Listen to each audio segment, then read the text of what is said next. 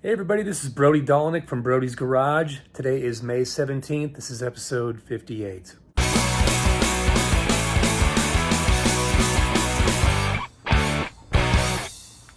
Hey everybody, sorry it's taken so long to get an episode out. It's been about a month since my last episode, and normally I try to save up until I've got something significant along the way, like a little milestone along the build, before I put out another episode. And I wish I could tell you that that was the case. Unfortunately, it's just been kind of a lot of little things that have kind of taken me a while. I haven't had as much time to work on the car as I'd like recently.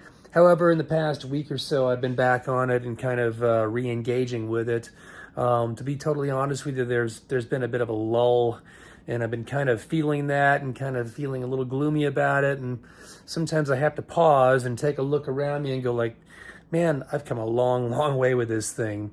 Sometimes it seems like I'm not getting anything done, or it's just like I've still got so much left to do. But as I said, if I take a look around me and look back, man, there's for example, the roll cage is in the car right now. And at one point that was just like a thought in my head, like, how am I going to do this? How am I going to get a roll cage, and where am I going to find it? And after so much trial and error and finally ordering the tubing bender and the components myself, I bent that thing. I learned how to TIG weld right here in the garage, and I built a roll cage that actually is pretty awesome. So I'm going to dive in for a closer look, and I'll tell you what's going on. So for the past week or so, I've been kind of refocusing on the bodywork and the gap alignment and panel fitment. And what kind of sparked this whole thing was I'd put the roll cage back in the car. Actually, before I put the roll cage in the car, I did some sound deadening. I put the Dynamat all throughout the interior, all through the floorboards, up in the firewall, door panels, in the trunk. Excuse my mess here. I got all my trim pieces laid out right now in there. But yeah, did all of my Dynamat stuff. And then I took my TMI Products headliner. This is a one-piece molded headliner that's got a fiberglass backing and vinyl material on it, which, by the way, I've replaced the material on this because, if you recall from a previous episode, I had the headliner up in place, so when I was tack welding the roll cage up there, I singed the vinyl material, so that was a drag. As it turned out, I had an extra roll of this charcoal gray vinyl material, which I was going to use for my trunk, and it just so happened that it stretched out just big enough to resurface that headliner. So I put the headliner up in place, put the roll cage in. I was gonna just sort of finish it off and trim it. And then I thought, well, before I can really paint this stuff here, I've got to extend this color, which is going to be the orange color from the outside into here. And if I'm going to do that, I might as well get my jambs done on the inside of the door jambs. And I thought, well, before I paint that, I better make darn sure that my jambs are all straight and everything. All my edges are good and my gaps are fitted correctly, because if I'm just going to paint that to come back and then resand it later, well, that's a waste of time and effort, isn't it? So what I did was I had bought from Linear Blocking Tools this guy right here. It's a 24-inch, what they call, I guess, their semi-flex or semi-rigid block. It's got these little spine grooves cut in it so that it can bend slightly. Comes in really handy when you're working on something like that quarter panel, which has got an arc to it. So I got this thing out and I started kind of roughing down there, and immediately I started noticing all kinds of low spots and high spots and things that had gone unchecked previously when I thought I had this thing pretty close to being ready for paint. Well, once I realized, man, I've still got a lot of work to do with this thing, because the deal is, when you're using a foam block like DuraBlock or whatever, these things have a tendency to give. And so let's say you've got a little valley, a little low spot in your bodywork. Well, if you're pressing on that foam block, it kind of morphs itself down into the low spot. So you think you're sanding this even block, and let's say you've guide coated the panel and you're block sanding with that foam block. Well, the foam is going down in there and taking out the guide coat. So you look back and you go, wow, I blocked this all out evenly. Well, it's lying to you. Those things are lying to you. These are liars. You're naughty. You get something like this that's rigid and has no flexibility on the surface like this, And you immediately start bridging across those low spots and realizing I've got all kinds of low spots to fill yet, or to finish blocking out. So I got this one from Linear Blocking Tools. I love it. It's really great, 24-inch long, so it's great for spanning these big, long, flat panels, and it's also got a little contour for the arc panels. By some weird, strange luck, I bought a little gap tool. It's laying around here somewhere from Big Kid Blocks. It's a little 3/16 block of metal, and it's used for going through your gaps and kind of checking to make sure that they're all even, and it gives you a nice little edge to kind of scrape, and it'll tell you how far off you are. Well, I ordered that from Big Kid Blocks, and there was a little included coupon in there that says scratch and win. I scratched, and I never win anything, but I won, and it says go to the website and pick out any set of Big Kid Blocks. And so I got their Moneymaker kit, and there's like 5 of these different sizes. And these are also a rigid acrylic block that has no give to it, has no ribbing in it. So this is perfect for a true flat panel like that door right there. So I've been using these in different places around the car. I'm still using these in certain areas like the contours here where you just really got to have that extra flexibility. But because of the blocks, I'm now going through the entire car again with 80 grit paper. I've spent more time trying to get my gaps looking better, which you can see there. That one's coming out pretty nice. The door is fitted to the rocker panel and to the quarter panel. From there, I started lining my fender to the door and to the cowl, and then I just put the hood on the other day, and I'm working on that. I will say that as of right now, this is the best that the car has fitted together. The gaps are actually the most even they've been, and it's getting close. It's not quite there yet. A couple areas of concern for me are still this gap here along the cowl is a little tight. However, if I move it away from the cowl to get the gap to match this, then the fender is sticking out past the door, and I really don't want to move the door out because the door is already fitted the way I like it. So I've got to realize that there's going to be some compromises with this car unless I want to get really serious and start doing major metal surgery. I may just have to live with some imperfections, but the car is definitely getting better than it used to be. And the other reason I put the roll bar in there was to not only check to make sure that it still fit properly, but to hold the car in its most rigid state. That way, if there's any wobbling, any flexibility going on with the body, this sort of takes that out of the equation. So I'm blocking against sort of the true nature of the car, how it's going to sit on the ground with the engine and trans and everything loaded the way it's supposed to be. So that's that. I did have a little mishap here when I took the hood out to Pahrump to paint the underside gray. I brought it back in a little cargo U-Haul trailer, and I had it strapped up against the front end of the trailer, and somehow along the way, the hour-long drive, it worked itself loose and flipped backwards onto itself. And now I've got a nice, about a 1/4-inch low dent right there in the crown of the cowl scoop. And unfortunately, I can't get to the underside of that because there's the reinforcement ribs that go right underneath that. So the only way to pull that out is to get like a spot rivet weld kind of a thing with a dent puller and put a few nails on there and pull it out, and then I'll give it a little skim coat. It also got right there, and on the other side too, as it fell back, it kind of chipped away there. So anyway, 1 step forward and 2 steps back with a hood, but I will say it is fitting better than it ever has before.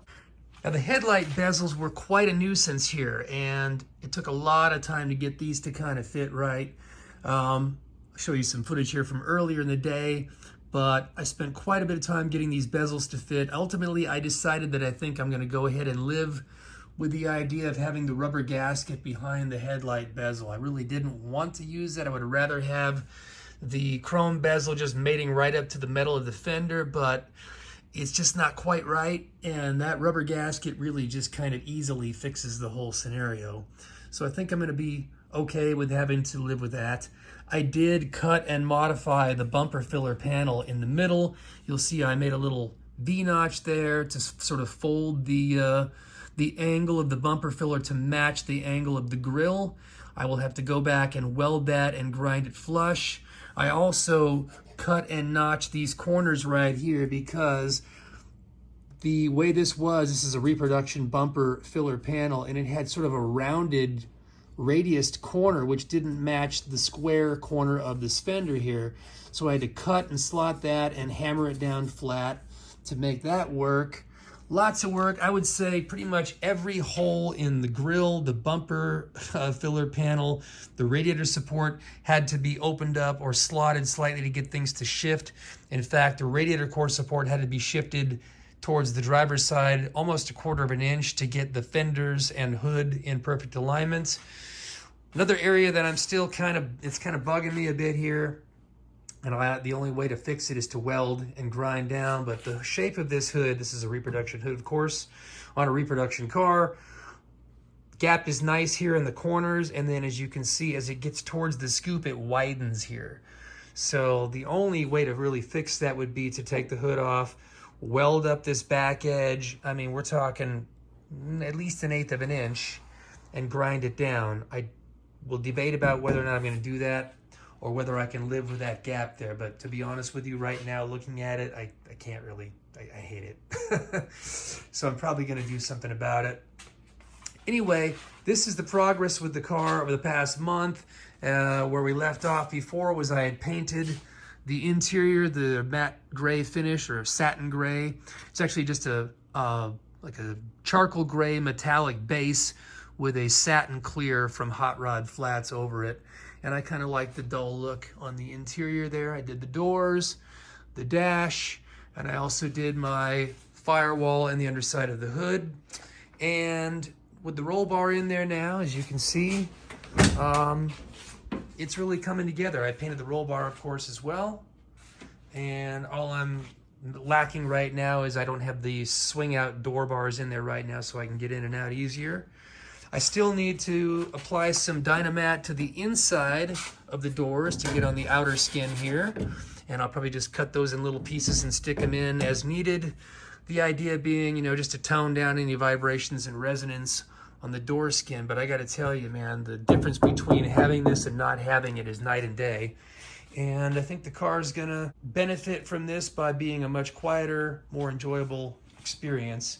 I put 2 layers of it on the underside of my headliner, or I should say the underside of the roof, and 1 layer all the way through the floorboard and in the trunk there. I'm also taking some time right now to try to fit all of my chrome trim as close to perfect as I can. The way this was before, there were these little welded, I don't know, nipples, little studs that kind of stuck out in all these places here where the little retaining clip snaps onto. Well, in many cases, they weren't spaced out evenly, so there's some bulging going on. And also, in many cases, they were sticking out too far, so it was pushing the chrome trim off the body. So I just ground them all off flush, and I'm going to use the little screw-in ones. So I'm going to try to locate the retaining clip where it needs to go, drill a hole, and screw in those little retaining clips or pins. And probably do a little bit of filler work here around the corners. You can see I had to remove some material there to get this to sit down. But yeah, piece by piece, man, I'm going to get this thing hopefully looking really sharp. One thing that I notice when I go to car shows, which I do every now and then, is my eye immediately goes right to these details. And you can totally see and separate the cars that look good from 10, 15 feet away to the cars that look good up close. And I want mine to look good up close. I want to be able to walk right up there and see that trim fitting right flush against the body line. And whether that means I got to modify the trim or modify the body to fit, that's what it has to be. There's no little rubber gasket to sort of hide that gap, so it's got to be right.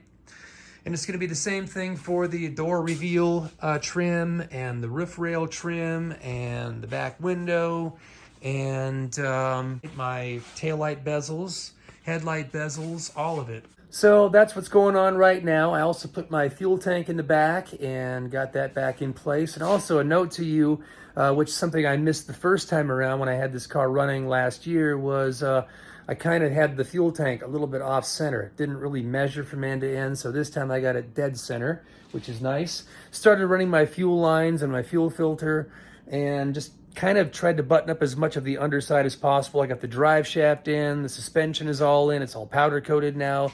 The underside of the car has got the Raptor bed liner, so it looks great underneath. I'm just going to try to get the outside of the car to look great now before I paint it. And, I want to catch all the little boo-boos now so that I don't regret it later. It's going to be a nice color. It's going to have a lot of pizzazz and a lot of pop on it. And so I don't want all the little mistakes showing through. So sorry I don't have more to talk about right now, but that's what I've been working on. It's going to be probably a few more weeks of this sort of tedious, nitpicking on the bodywork before I'm ready to go to the next step. And what is the next step? I think the next step is to get it painted and get the clear on it and get it buffed out. And then at that point, having test fit all the trim and stuff, I can get back to reassembling the vehicle. I'll have to rewire it, finish the interior, put the glass back in, and then hopefully start enjoying it maybe as early as this summer. I'm not going to set any hard deadlines because every time I do that, they never work out. So I'm just going to try to enjoy the process right now. A note for all you guys out there, and something that I have to keep learning myself, is to take a day sometimes. Sometimes I just want to get out here and just work and see things happen and make progress and check off little boxes. But the clutter, man, it just gets insane in here so fast. This is after I cleaned up today. If I don't do this every day or every other day, it just gets to be a madhouse in here, and there's just stuff strewn everywhere and tools that I still have to put away over here. But for a little sanity, guys, gals, keep your project clean, keep your garage space clean. Dust it off, sweep it up, throw away the trash, put away your tools, and step back and enjoy what you've done, and then hit it again. That's what I'm going to keep doing. So until the next episode, I wish you all well. I hope you're inspired. I'm looking for inspiration from you as well, and there's a lot of you guys that I'm following out there, so thank you for your inspiration, and thank you for your words of encouragement. And I'm really excited to get this thing done. Can't wait. Anyway, take care.